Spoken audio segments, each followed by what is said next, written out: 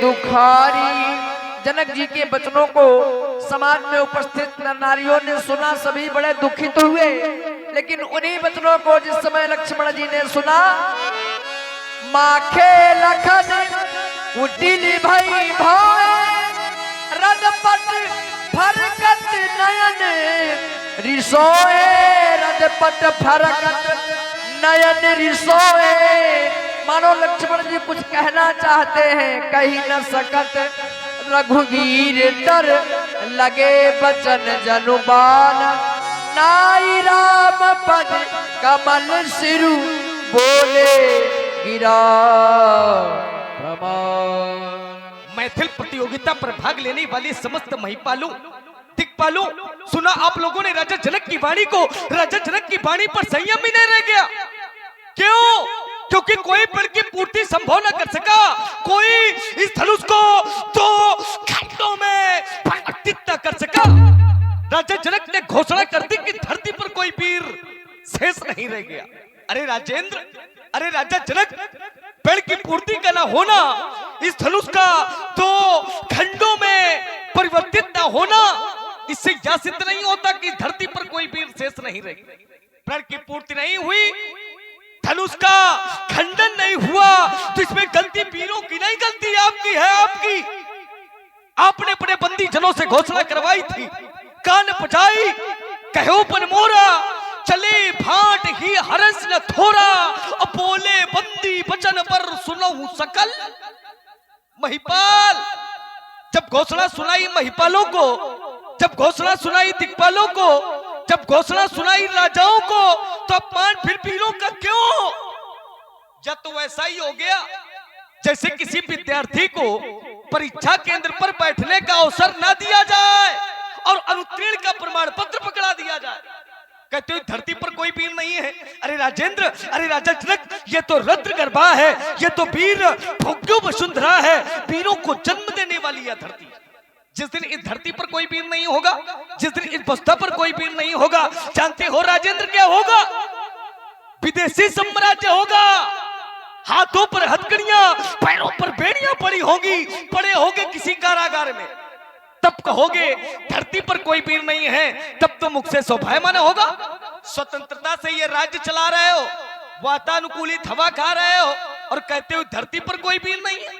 अरे राजेंद्र, अरे राजा जनक, मैंने तो जाना या था, मैंने तो सुना या था कि मिथिला ज्ञान की नगरी है। राजा जनक योगी है, साधारण योगी नहीं है, अष्टांग योगी है। योगियों का सदैव ध्यान ब्रह्म की आराधना पर रहता है। योगी लोग सदैव ब्रह्म पर अटल विश्वास रखते हैं। लेकिन एक योगी कह रहा है, तजऊ आस निज निज गृह जाऊ, और लिखा न विधि बैदेही विवाह। एक योगी का ध्यान ब्रह्म से विलग हो गया, ब्रह्म से अलग हो गया, ब्रह्म से विश्वास टूट गया। अये जनक, हे योग ज्ञानी ब्रह्म ध्यानी, तुम तो योग के ज्ञानी हो। हे योग ज्ञानी ब्रह्म ध्यानी, क्यों स्वयं को भूलते हो और मोह का फंदा पकड़ अज्ञान बनकर झूलते हो? ज्ञानी सदा निज ज्ञान का, जो ज्ञानी लोग होते हैं, ज्ञानी सदा निज ज्ञान का दीपक जला दुख मेटते हैं। ब्रह्म ध्यानी ब्रह्म का विश्वास क्या खो बैठते हैं। फिर अहिल्या और महामुनि की दशा क्यों भूलते हो और मोह का फंदा पकड़ अज्ञान बनकर झूलते हो? अमराई में अवधेश छवि, इसी छवि के दर्शन किए थे। कब? अमराई में अवधेश छवि अवलोक श्री मुख से कहा था, अनुराग अति इन दर्शनों में। इधर देखिए, अनुराग अति इन दर्शनों में, तब बोलो ब्रह्म सुख कहां था? जानकर भी ब्रह्म को, जानकर भी ब्रह्म को भ्रमजाल में स्कूलते हो और मोह का फंदा पकड़ अज्ञान बनकर झूलते हो। हे नप निरख लो आईना, हे नप निरख लो आईना, बुद्धि बल विदाई ले गया है। जो ब्रह्म में अनुरक्त था मन, वह मन तुम्हारा सो गया है। इसलिए है वीरों से खाली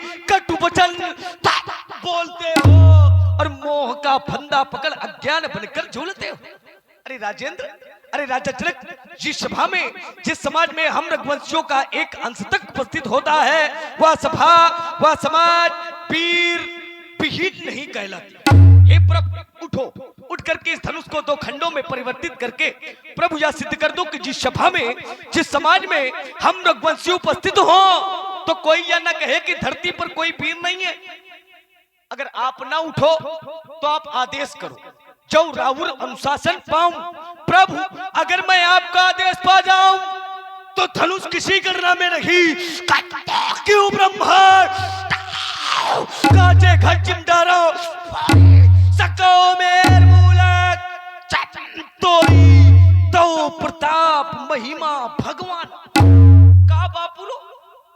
का बापुरो पिनाक पुराना नाथ जान अश आयस होई कौतुक कौतुक करी अभिलोकी सोई कमल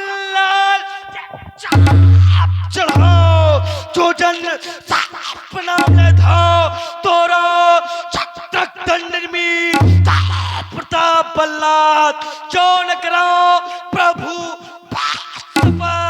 पुण्य थो धन भात, पुण्य थो धन भात। लखन सकोप बचन जे बोले, डगमगानी मही दिग्गज डोले, डगमगानी मही दिग्गज डोले। लक्ष्मण जी की ऐसी वीर भरी वाणी को जिस समय समाज में ये आवाज गूंजी, दसों दिशाएं कंपायमान हो गई। राम जी ने देखा कि लक्ष्मण आज हमारा अत्यधिक क्रोधित है, समझाने लगे, शयन ये रघुपति लखन निवारे, लखन निवारे।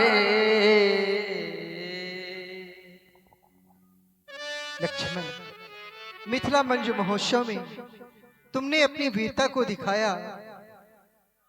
तुम्हारी वीरता को देखकर मैं धर्म संकट में पड़ गया हूं। यदि मैं महाराज जनक से कुछ कहता हूं तो उनके प्रण पर वज्राघात होता है, और यदि तुम्हें कुछ कहता हूं तो तुम्हारी वीरता पर विचार करता हूं। समझाया उसी को जाता है जो अपना हो और अपने से छोटा हो। इसलिए भैया, मैं तो तुमसे ही कुछ कह सकता हूं, क्योंकि तुम मेरे अपने हो और मुझसे छोटे भी हो। महाराज जनक हमारे पिता के समान हैं, उनके समक्ष में ऐसी वाणी का प्रयोग करना ये हमारे और आप है हमारे श्री नथु टेलर जी, ये 10 पुष्पमुद्राएं लक्ष्मण जी के लिए प्रदान किए हैं। बहुत बहुत धन्यवाद है। लक्ष्मण, शांत हो जाओ भैया, शांत हो जाओ भैया, तजो